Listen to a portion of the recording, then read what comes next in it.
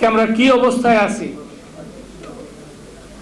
এই রাতটা পয়ালেই মহান বিজয় দিবস, কিন্তু আপনারা কি কোথাও কোনো বিজয়ের উৎসব লক্ষ্য করছেন? জনগণের মধ্যে কোনো বিজয় উৎসব দেখছেন? আমি তো যেখানে যাই সবাই ফিস ফিস করে বলে, ভাই কি হবে, ভাই কি হবে, কি হতে যাচ্ছে, আপনারা কি করছেন? আপনারা বলেন তো, এটা কি ঠিক?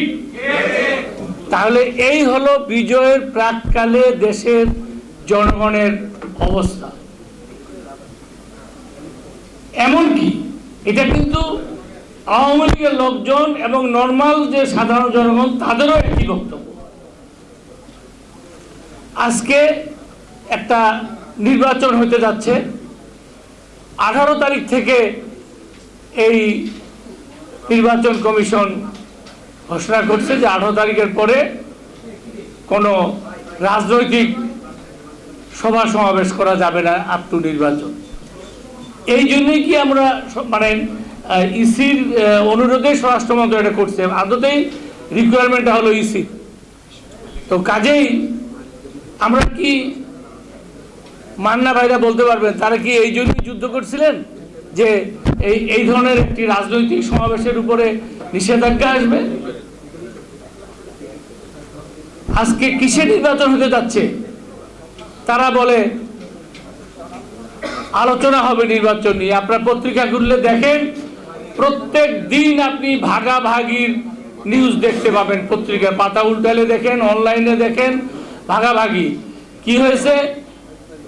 আমাদের মান্না ভাই প্রাক্তন দল জাসদকে আর মেননদেরকে 7 সিট দেওয়া হয়েছে, তারপরেই আবার দেখলাম তারা সেটা মানতে চায় না, তারা অসন্তুষ্ট। জাতীয় পার্টি বলে যে না, আমরা সাবালক হয়েছি, আমরা আর কোনো ভাগাভাগি নির্বাচনে যাব না। এখন আবার দেখি তারা প্রথমে 50টা সিট চাইছিল, এখন নাকি 30টা পাইলেই তারা খুশি।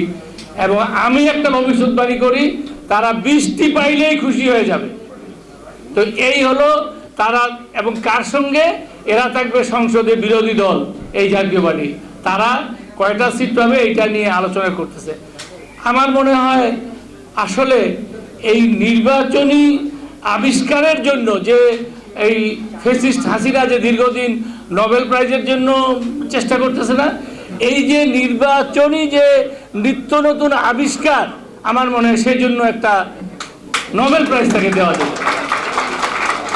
14, 18, আজকে 2024, নিত্য নতুন তার নতুন নতুন মডেল আবিষ্কার হচ্ছে নির্বাচনে। হ্যাঁ, তো যাই হোক, আমি আর বক্তব্য দীর্ঘায়িত করব না। আমরা আমাদের প্রধান অতিথি বিশেষ অতিথির বক্তব্য শুনবো।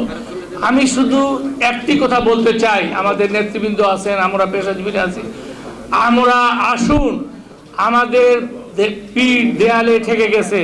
জনগণের আজকে বলতে গেলে শেষ হবে না তাদের কষ্ট দুঃখের কথা। তারা আজকে কোথায় রাত কাটাচ্ছে।